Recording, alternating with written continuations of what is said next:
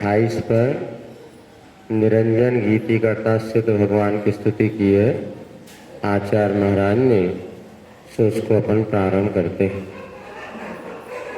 संतो न page number 28, 28 number page.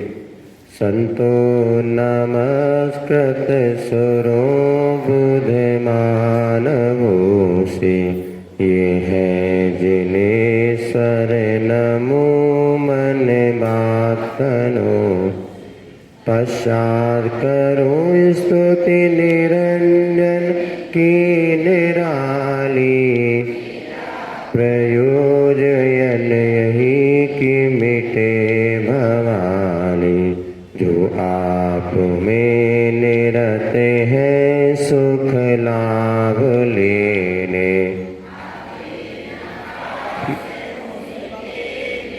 कष्ट देने। क्या सिंह के निकट भी गज झुंड जाता,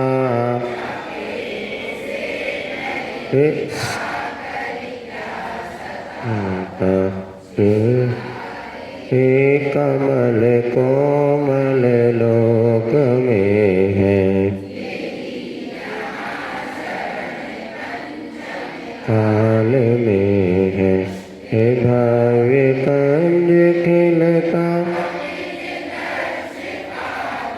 पूजो अता हृदय में इनको बिठाता।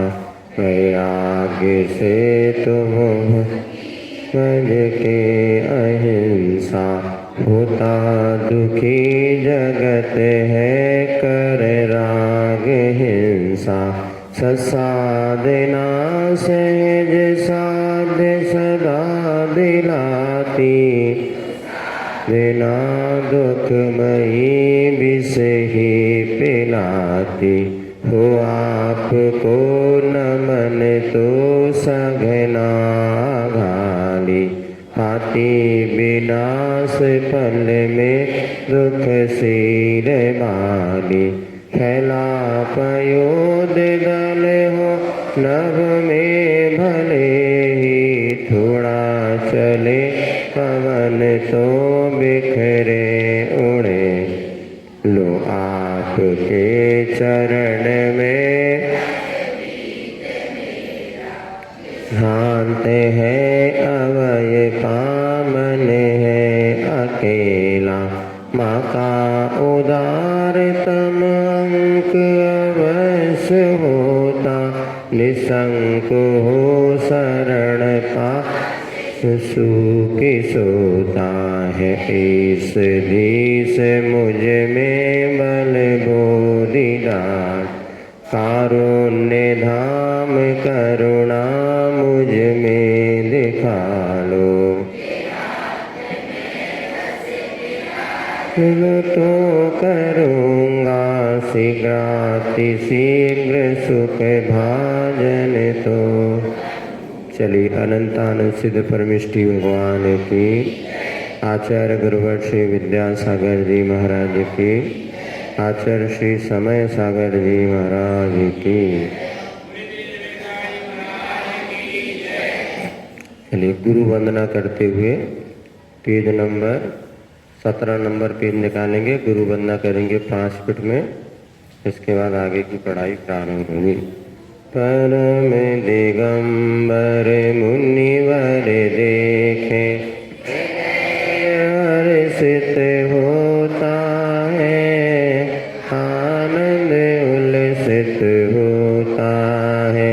हो सम्यक दर्शन होता है। वास जिनका वन उपवन में, गिरी शिखर के नदी तटे, गिरी शिखर के नदी तटे। पास जिनका चित्त गुफा में, आत्म आनंद में रमे, आत्म आनंद में रमे। ऐसे परम दिगंबर मुनिवर देखे, हृदय हर्षित होता है।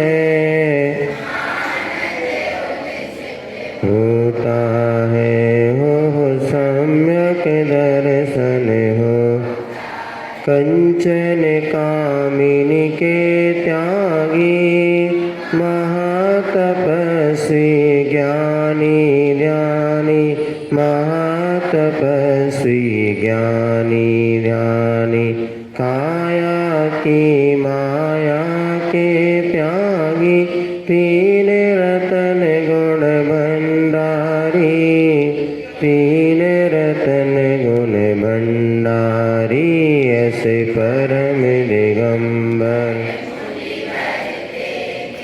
हृदय हर्षित होता है आनंद उल्लसित होता हो सम्यक दर्शन परम पावन मुनि बरों के पावन चरणों में नमो पावन चरणों में नमो शांत मूर्ति सौम्य मुद्रा आत्म आनंद में रमो आत्म आनंद में रमो ऐसे परम दिगंबर हर्षित होता है आनंद उल्लसित होता हो सम्यक दर्शन हो चाह नहीं है राज की चाह नहीं है रमणी की चाह नहीं है रमणी की चाह हृदय में एक यही है शिव रमणी को भरने की शिव रमणी को भरने की ऐसे परम दिगम मुनिवर देखे हृदय हर्षित होता है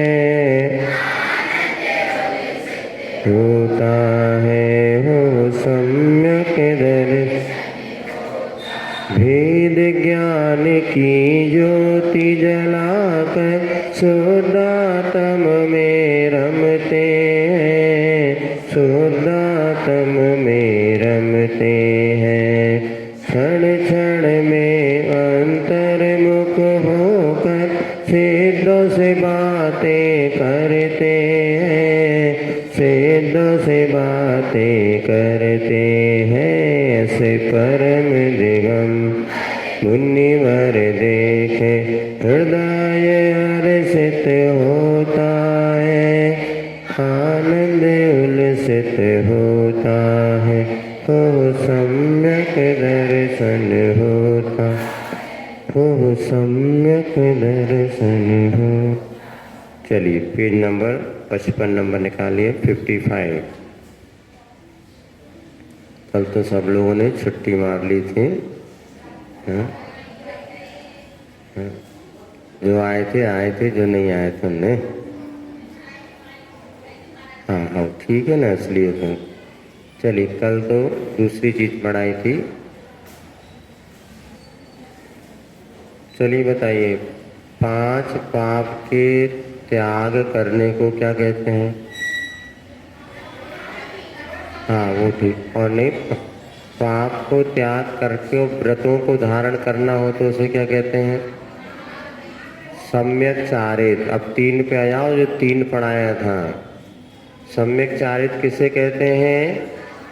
सम्यक दर्शन पूर्वक 5 पापों का त्याग करना।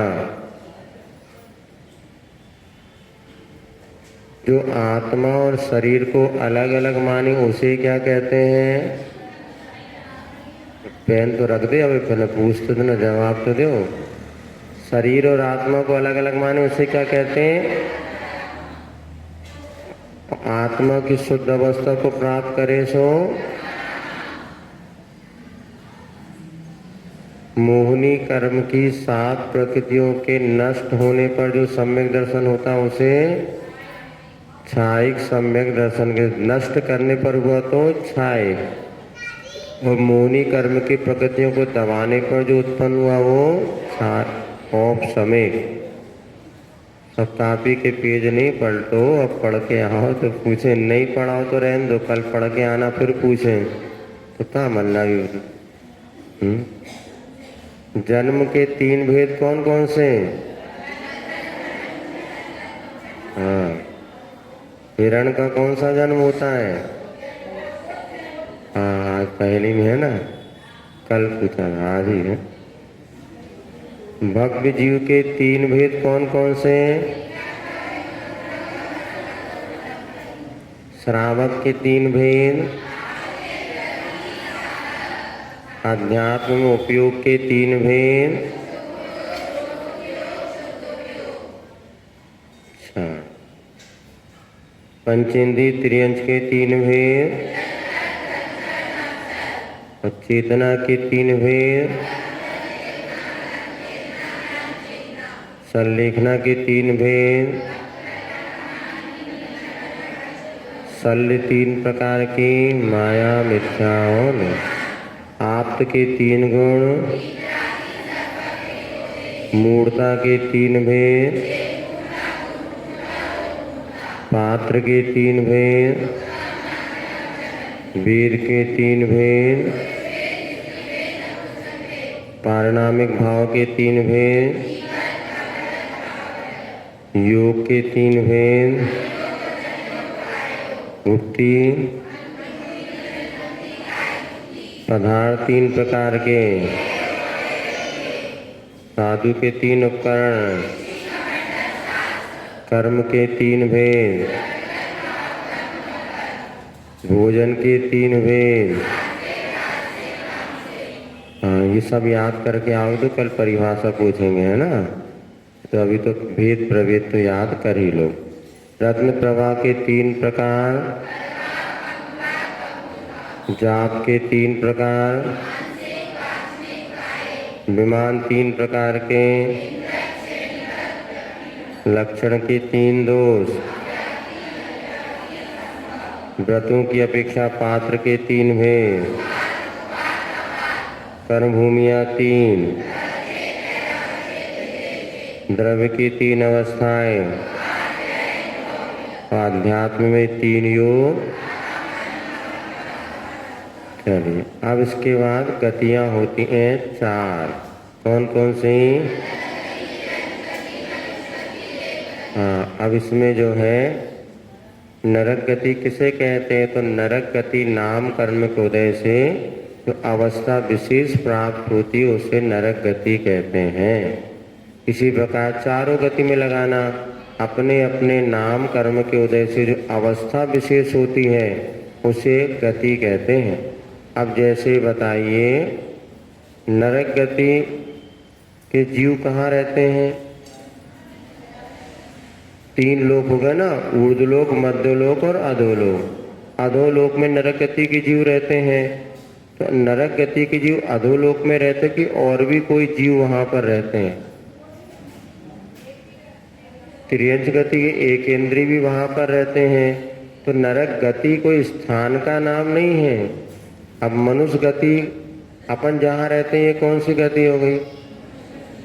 स्थान का नाम गति नहीं, हम मनुष्य गति के जीव हैं, क्योंकि यहाँ पर त्रियंश भी रहते हैं, देव भी रहते हैं। तो गति कहने से कोई स्थान नहीं समझना, गति कहने से अवस्था विशेष का नाम है गति, ऐसा। तो कहाँ कौन से गति के जीव रहते हैं? तो अधोलोक में नरक गति के जीव रहते हैं, और त्रियंश गति के जीव वहाँ किस अपेक्षा से? एक इंद्रिय जीव वहाँ पर रहते हैं, पृथ्वी जल अग्नि इस अपेक्षा से। और त्रियंश गति के जीव कहाँ कहाँ रहते हैं? तो 3 लोक में सर्वत्र रहते हैं, एक इंद्रिय की अपेक्षा। और पंचेंद्रिय कहाँ पर रहते हैं? तो मनुष्य लोग, ये त्रियक लोग जिसको कहते हैं, यहाँ पर त्रियंश गति के जीव रहते हैं। अभी और मनुष्य गति के जीव कहाँ रहते हैं? तो 2.5 द्वीप में मात्र रहते हैं, जम्बूद्वीप। और देव गति के जीव कहाँ रहते हैं? तो ऊर्ध्वलोक में भी रहते हैं, मध्यलोक में भी रहते हैं और अधोलोक में भी रहते हैं। चलो, इसको बाद में आपको अभी इतने समझ लो, और भेद प्रभेद पहले पढ़ लें अपन। अनुयोग 4 होते हैं, कौन कौन से? आप देखिए, जिनेन्द्र भगवान ने जो दिव्य ध्वनि के माध्यम से हम सबको जो धर्म का ज्ञान कराया, आगम का ज्ञान कराया, उसको हमारे यहाँ आचार्यों ने 4 भागों में विभाजित किया है, जिसे अनुयोग कहते हैं। तो जिनेन्द्र भगवान ने जो आगम का ज्ञान कराया अथवा जो जिनवाणी का उपदेश दिया, उसको आचार्यों ने 4 भागों में विभक्त किया है, जिसे कहते हैं प्रथमानुयोग, करणानुयोग, चरणानुयोग और द्रव्यानुयोग। अनुयोग किसे कहते हैं?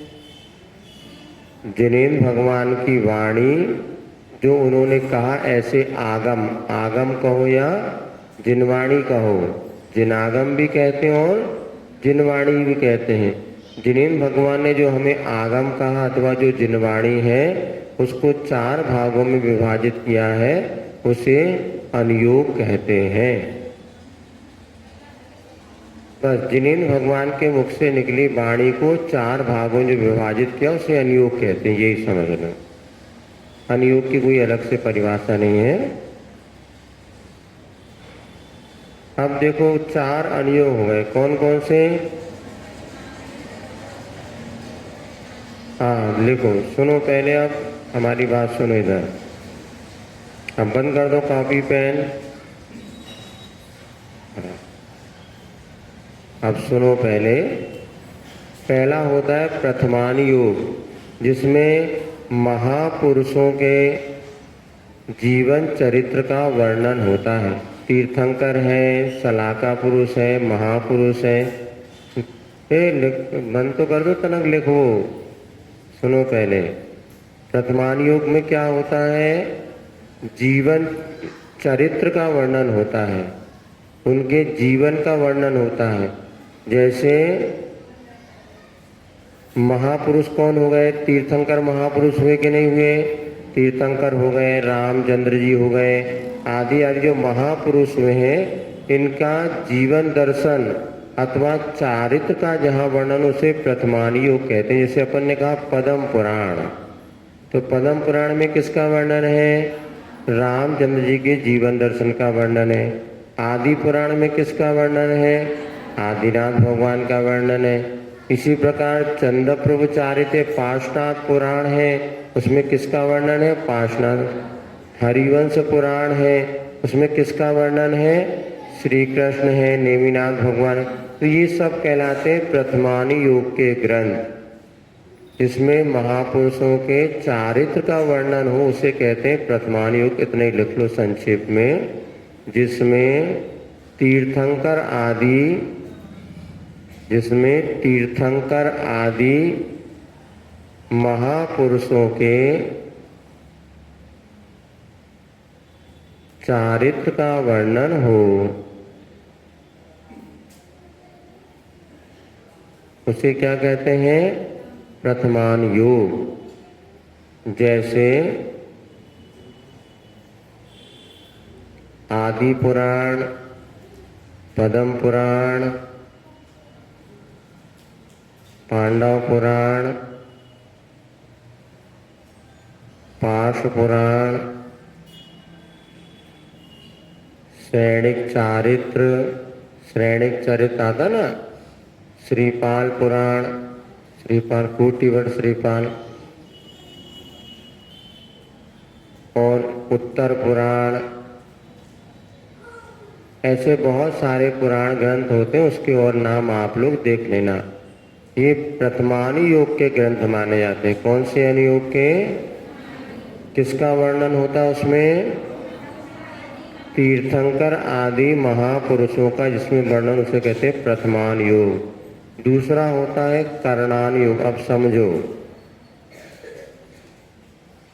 कर्ण माने होता है, 2 अर्थ होते हैं। कर्ण के 2 अर्थ होते हैं। लिख लिया या नहीं लिखा अभी तक? अब बंद कर दो लिखना। अब सुनो, कर्ण के 2 अर्थ होते हैं। कर्ण माने होता है गणित और कर्ण माने होता है भाव। कर्ण का क्या अर्थ होता है? गणित भी अर्थ होता है और कर्ण का अर्थ भाव भी होता है।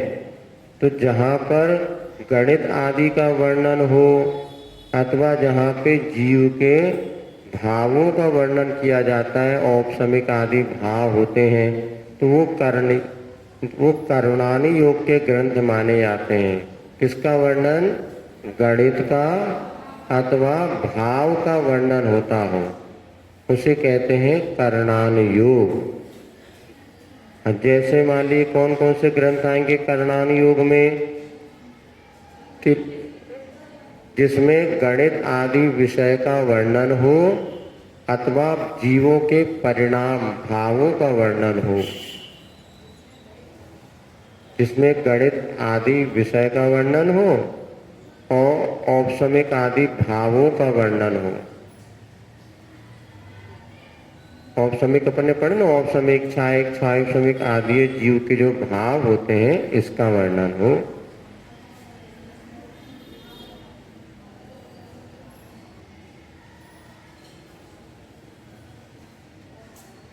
अब देखो, त्रिलोक सार नाम का एक ग्रंथ है, त्रिलोक सार, त्रिलोक सार, त्रिलोक सार, तिलोय पन्नति, तिलोय पन्नति, तामे छोटी की मात्रा ती, लामे ओ की मात्रा लो और य, तिलोय पन्नति। पन्नति पा आधा नमोकार वाला ना, पूरा ना और तामे छोटी की मात्रा तिलोय पन्नति।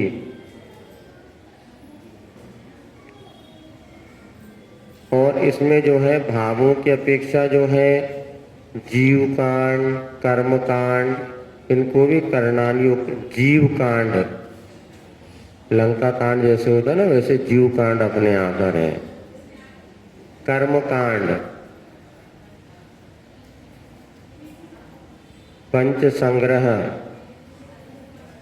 जीव कांड, कर्म कांड, पंच संग्रह, ये जो ग्रंथ होते हैं करणानु योग के ग्रंथ माने जाते हैं।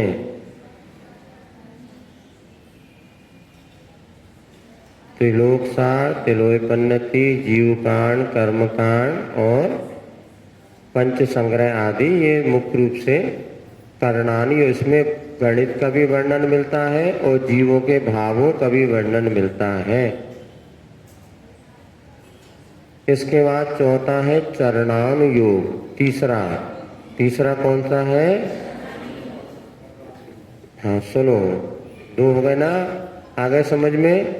अब तीसरा जिसमें मुनि और श्रावकों की चर्या का वर्णन मिलता है, कैसी चर्या करना, कैसे व्रत पालन करना, कैसे व्रतों की रक्षा करना, उसको कहते हैं चरणान योग का ग्रंथ। जैसे एक लिखवा देंगे, पहले समझ लो। मुनियों के आचरण का वर्णन करने वाला कौन सा ग्रंथ हो? मूलाचार, प्रदीप, भगवती आराधना आदि ये मुनियों के आचार्य का वर्णन करते हैं। श्रावकों के लिए होता है रत्नकर्ण श्रावकाचार, पुरुषार्थ सिद्धि उपाय और ऐसे जो है श्रावकाचार वगैरह ये कहलाते हैं चरणान योग के ग्रंथ। हो गया, आया समझ में? किसका? जिसमें मुनि और श्रावकों के चर्या का वर्णन है, कैसे व्रतों को धारण करना और व्रतों की सुरक्षा करना। जिसमें मुनियों और श्रावक की चर्या का वर्णन हो, अर्थात कैसे व्रतों को धारण करना, उनकी सुरक्षा करना, उनका विकास करना इत्यादि। कैसे व्रतों को धारण करना, उनकी सुरक्षा करना, उनका विकास करना इत्यादि बातों का जिसमें वर्णन है वो कौन सा है? चरणान योग। जैसे नंबर 1 मूलाचार, मूली और अचार नहीं, मूलाचार, माँ में बड़ू की मात्रा मूल, ला में आ की मात्रा उच्चार, मूलाचार। दूसरा आचार सार, आचार बड़ा आ, चा में आ की मात्रा चा और र, आचार सार, आचार रा, आचार सानी आचार सार, आचार सार। इसके बाद मूलाचार प्रदीप, मूलाचार प्रदीप, मूलाचार प्रदीप। रत्न करंडक श्रावकाचार, रत्न वैसे देखो पीछे इसमें लिखा है, लिखा है हाँ, देखो पेज नंबर 72 निकालिए, इसमें बहुत सारे ग्रंथों के नाम दिए हैं। देखो 6वें नंबर पे लिखा आचार्य समुद्रभट्ट स्वामी लिखा रत्न करंडक श्रावकाचार, मिल गया, मिला। पेज नंबर 72 पर नीचे आचार्य श्री समुद्रभट्ट स्वामी लिखे, उन्होंने कौन सा लिखा था? रत्नकरण श्रावकाचार। उसके नीचे लिखा है भगवती आराधना, मिल गया। ये भी कौन सा ग्रंथ है? चरणान योग का।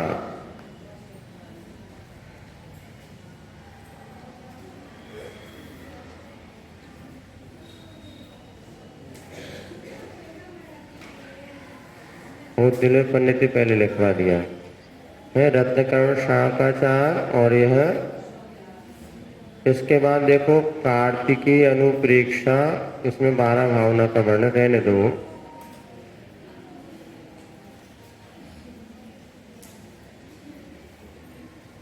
ठीक है, अब आगे चौथा योग कौन सा है? द्रव्यान योग। अब सुनो, द्रव्यान योग किसे कहते हैं? इसमें जीव आदि 7 तत्वों का वर्णन हो अथवा शुद्ध आत्मा का वर्णन हो। जिसमें जीव आदि 7 तत्व होते हैं ना, जीव जीव आश्रय बंध, तो जीव आदि 7 तत्वों का वर्णन हो अथवा शुद्ध आत्मा का वर्णन हो। जीव आदि 7 तत्व अथवा शुद्ध आत्मा का वर्णन हो, उसे कहते हैं द्रव्यान योग।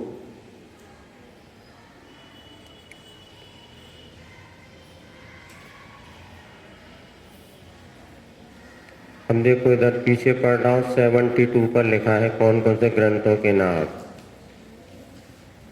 समय सार 4 नंबर पे लिखा, आचार्य कुंद स्वामी ने लिखा समय सार, प्रवचन सार।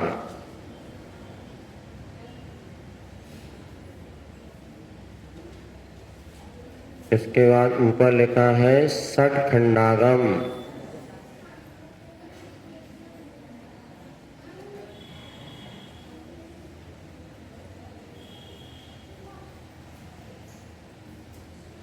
इसके बाद 10वें में लिखा है इष्टोपदेश,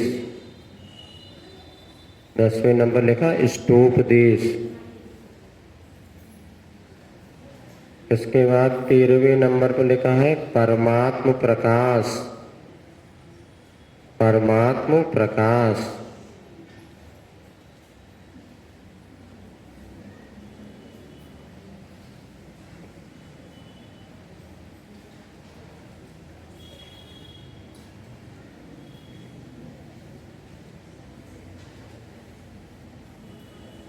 इसके बाद 29 नंबर पे लिखा है आलाप पद्धति, 29 नंबर में लिखा है आलाप पद्धति, जिसकी कक्षा कल से लगने वाली है।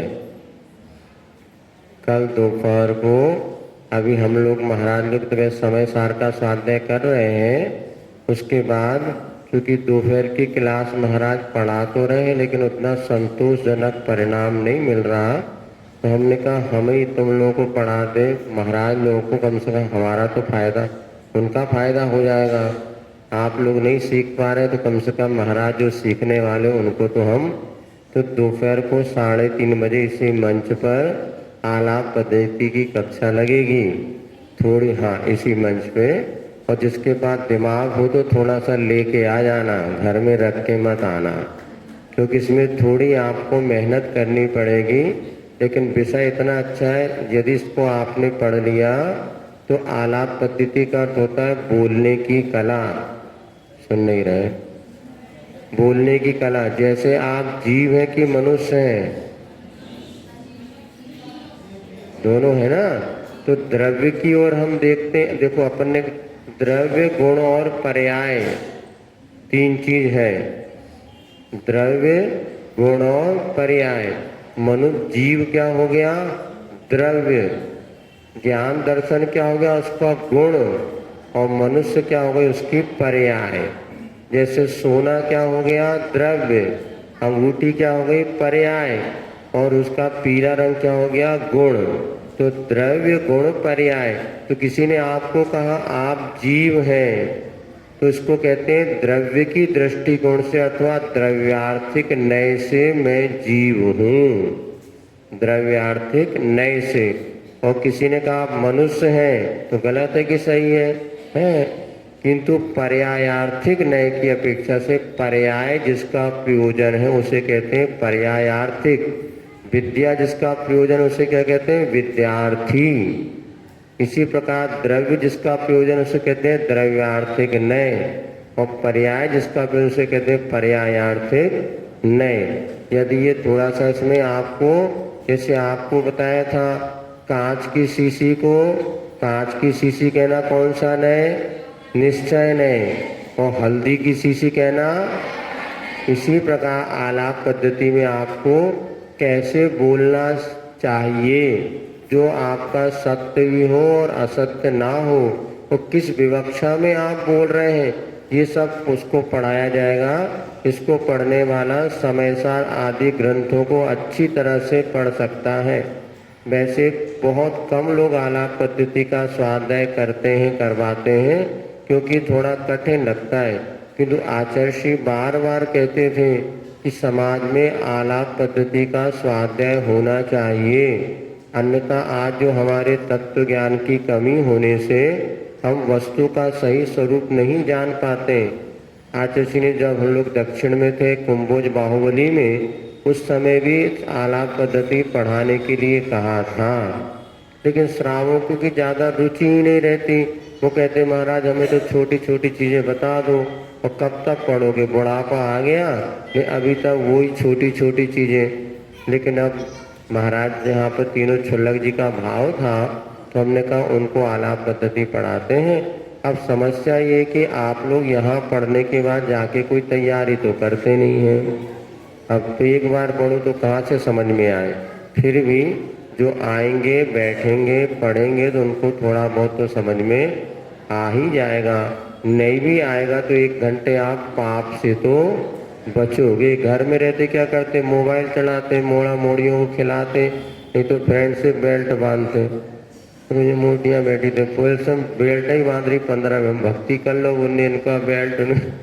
बोला आज ऐसे नए नए बातें चल गई हैं कि कोई सार नहीं है। और वही में थे बैठे बैठे वो 2-4 पट्टा बांध रहे रबड़ के, ओ हमारी फ्रेंड, हमारे फ्रेंड। कहाँ की फ्रेंड बैंड? फुकट में फ्रेंड बन रहा कोई है? सब स्वार्थी है दुनिया बेटा, कोई किसी का नहीं है। व्हाट्सएप में फ्रेंड बनने वाले सबसे बड़े दगाबाज होते हैं। और बेल्ट मेंट बांध के फ्रेंड क्या बना रहे? फ्रेंड तो होता जो हमें बुराई से बचाए, अच्छाई में लगाए। अब क्लास में पढ़ने बैठो बतियान लगे तो काहे का फ्रेंड? ना पढ़न दे ना पढ़ाए। चलो, तो ये आपको कह रहे थे द्रव्य। तो आलाप पद्धति की कक्षा लगेगी 3:30 बजे से यहीं पर। वहाँ की क्लास छूटने के बाद हम सोचे थे हमें मेहनत कम करना पड़े, किंतु तुम लोग मानते वाले हैं नहीं। चलो ठीक है जो, वो तो पक्की है ही। ये तो ऐसा है बब्बा लोगों के लिए, घर बैठे का करवाओ। नहीं बच्चे वगैरह क्या है ना, सुनो, हम लोग क्वालिटी है सब कुछ है, लेकिन वैसे ग्राहकी नहीं है, इसलिए वो माल निकालने में दिक्कत होती। अब दुकान में तुम जाओ, बोले भैया साड़ी दिखाओ, और ने दिखा दिया 5000 की साड़ी, तुम्हें लेने 500 की साड़ी। तो बेचारा दुकानदार क्या करता है? 300 वाली दिखाता है और 500 वाली। अब ऐसी स्थिति कि हम पढ़ाने का भाव तो बहुत कुछ रखते हैं, लेकिन उस तरीके से लोग लाभ लें, मेहनत करें तो पढ़ाने में बहुत आनंद आता है। फिर भी हमें तो, हमने कहा हमारे छुल्लक जी तो 3 हैं पक्के, इन्हीं को पढ़ा देते हैं जिससे और ज़्यादा लाभ उनको मिल जाएगा। आप लोग भी लाभ लेना चाहें तो समय पर उपस्थित होकर के 2-4 दिन देखना, माल अच्छा लगे तो खरीदना, नहीं तो वापस घर पे रहना और सीरियल देखना और क्या। चलिए, इस प्रकार से आपको द्रव्यानी योग में बता दिया ना कौन कौन से ग्रंथों का, ये भी लिखा दिया, नहीं लिखाया? कौन कौन? समय सार लिखा है, समय सार, प्रवचन सार, हाँ भगवती आ रही, बहुत सारे ग्रंथ इसमें दिए हैं, पद्म पुराण वगैरह सारे ग्रंथ। तत्वार्थ सूत्र में क्या है ना, चारों अनुयोग है। तत्वार्थ सूत्र जो ग्रंथ है उसमें चारों अनुयोग का थोड़ा थोड़ा विषय मिल जाता है, इसलिए किसको एक अनुयोग में नहीं रखते हैं। लेकिन तत्वार्थ सूत्र जो अभी सभी लोग पढ़ते हैं, 10 लक्षण में भी उसका पाठ होता है। तो तुम लोगों को 10 अध्याय तो होगा कई लोगों को तैयार, हाँ पढ़ तो लेते, देखते शुद्ध उच्चारण है नहीं है, रहने दो भैया फिर मुसीबत हमें बोला, रहने दो। चलिए देखेंगे, नहीं तो हम इस प्रकार से 4 अनुयोग हो गए। कौन कौन से? प्रथमानुयोग, करणानुयोग, चरणानुयोग। इसके बाद कसाय होती हैं 4। कौन कौन सी? क्रोध, मान, माया, लोभ। तो क्रोध किसे कहते हैं सबको पता है, करते ही हैं, गुस्सा करना, चिड़चिड़ाना, ये सब क्रोध कसाय कहलाती है। मान किसे कहते हैं? अहंकार करना, अभिमान करना, इसे मान कहते हैं। माया किसे कहते हैं? छल कपट करना, इसको कहते हैं मायाचार। मन में कुछ है, वचन से कुछ कहना, ऐसा कहीं पे तीर और कहीं पे निशाना। हाँ मम्मा, मायाचार किसे कहते? कहीं पे तीर, कहीं पे निशाना, मन में कुछ, वचन में कुछ, काय में कुछ, इसे कहते हैं मायाचार।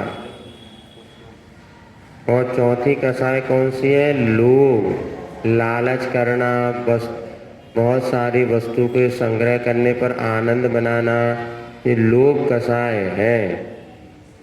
चमड़ी जाए पर दमड़ी ना जाए। लोभी व्यक्ति क्या करता है? धन इकट्ठा करता रहता है किंतु खर्चा नहीं करता, ऐसा समझना। ठीक है, 4 कसाय होती हैं। परिभाषा कुछ है नहीं इसकी। क्रोध माने जो आत्मा को कसे तो उसको कसाय कहते हैं। क्रोध, मान, माया, लोभ, ये 4 भेद है। गुस्सा करने को क्रोध कहते हैं, अभिमान करने को, अहंकार करने को मान कहते हैं, छल कपट करने को माया कहते हैं, और आसक्ति या लोभ, लालच करने को लोभ कहते हैं। इतनी ही परिभाषा है, ज़्यादा इसकी कोई परिभाषा नहीं, क्योंकि रोज करते रहते तो क्या परिभाषा बताना है। इसके बाद दर्शन 4 होते हैं। कौन कौन से? चक्षु दर्शन, अचक्षु दर्शन, अवैध दर्शन और केवल दर्शन। किसे कहते हैं पहले ये समझ ले अपन, हाँ समझ लो पहले। दर्शन किसे कहते हैं? ज्ञान के पहले कोई भी वस्तु को जब हम जानते हैं उसके पहले एक सामान्य प्रतिभास होता है। किसी वस्तु को जानना क्या कहलाता है? ज्ञान। हमें जो ज्ञान हुआ, जैसे ये देखा हमने आचार्य जी की फोटो है, ये क्या हो गया? ज्ञान। इसके पहले जो सामान्य अवलोकन हुआ उसे क्या कहेंगे? चक्षु दर्शन। आँख से होने वाले ज्ञान के पहले जो सामान्य अवलोकन होगा उसके कहेंगे चक्षु दर्शन। अब इंद्रियां कितनी होती हैं? 5, और एक होता है मन। तो 5 इंद्रियों से भी ज्ञान होता कि नहीं होता?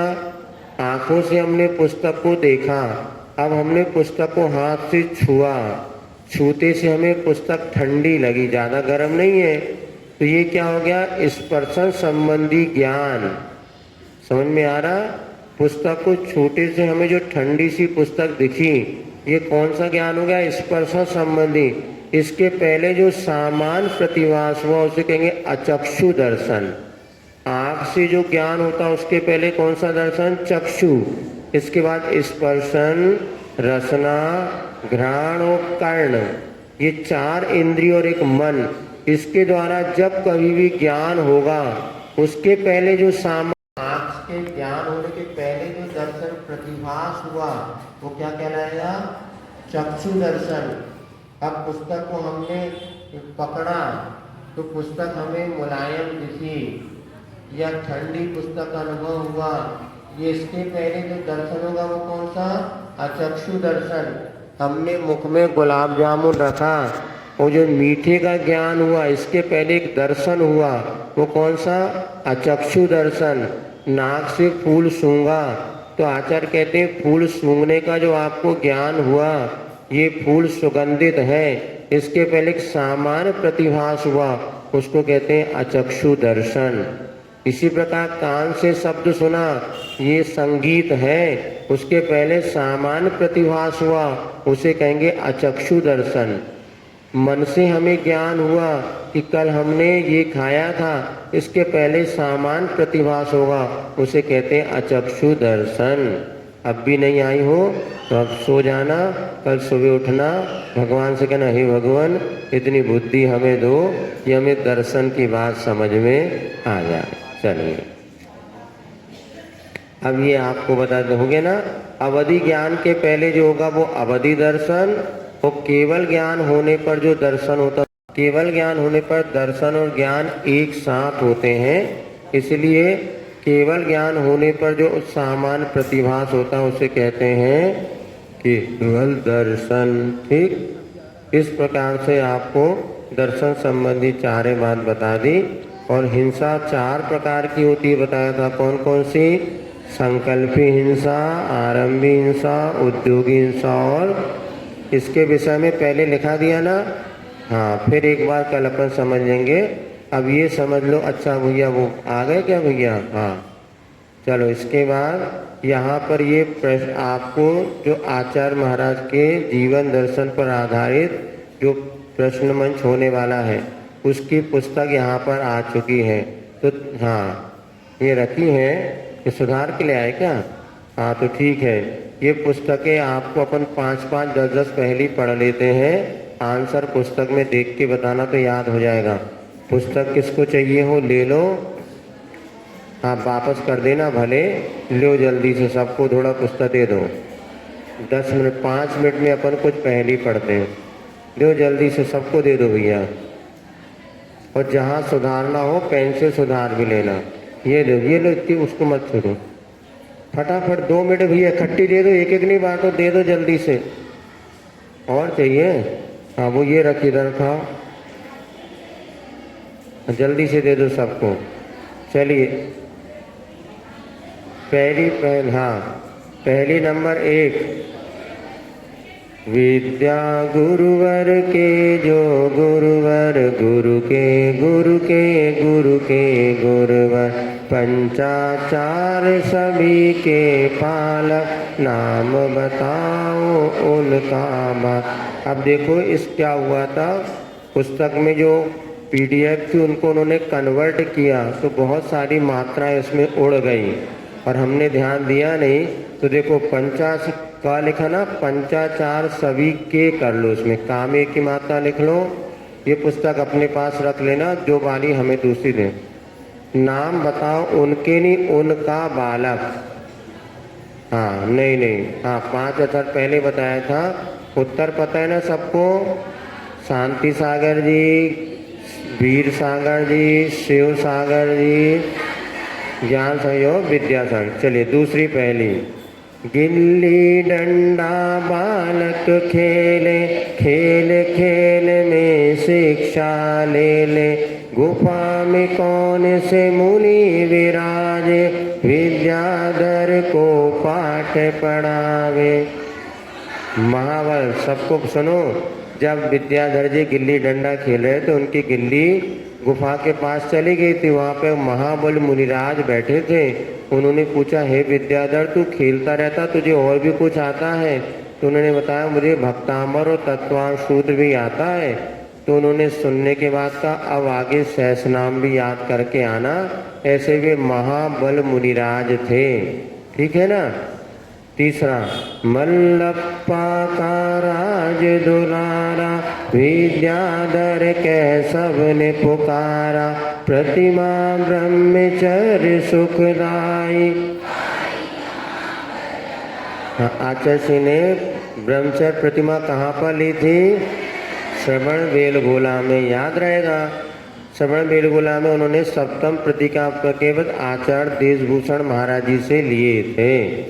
विद्याधर जब गर्भ में आए, मात पिता जन मन हर्षाए, स्वप्न कौन सा हमें बताना, माता दे के पुण्य खजान।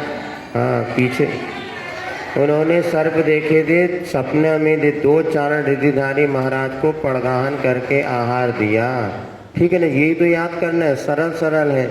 इसीलिए ये पुस्तकें हैं। अब आप लोगों को क्या करना, दो दो पांच पांच पुस्तक लेकर के, और जो अपने अड़ोस पड़ोस में जो भी आपके परिजन हैं उनको कहो ये याद करो, और उसके बाद जो 17 तारीख को प्रश्न मंच होगा उसमें जवाब देने वालों को वो सब लिखा ही है, उसमें पुरस्कृत किया जाएगा।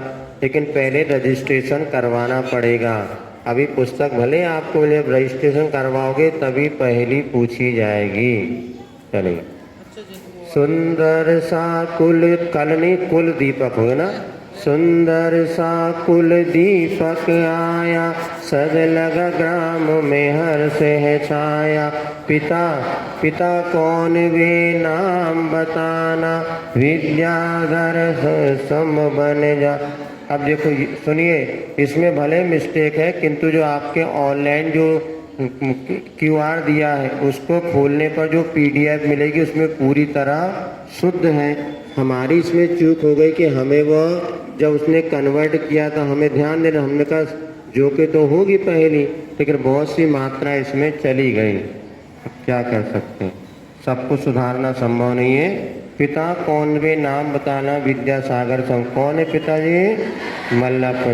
माँ सम जग में कोई न दूजा, इंद्र भी करता जिनकी पूजा, कौन वो माता दूध पिलाए, विद्याधर को मन ने मुनि बनाए, विद्याधर को मुनि बनाए। ऐसी कौन सी माता थी, उनका नाम था? प्यारा प्यारा राज दुलारा, बहनों की आंखों का तारा, कितनी बहने नाम बताना, विद्या भैया इनाम।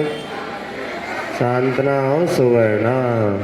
मल्लप्पा के ज्येष्ठ दुलारे, बड़े भैया के सभी पुकारे, सच्चा सीधा नाम बताना, महावीर। संस्कार सह शिक्षा पावे, विद्याधर जी साला जावे, कौन सी भाषा कौन बतावे, साला में पढ़ विद्या।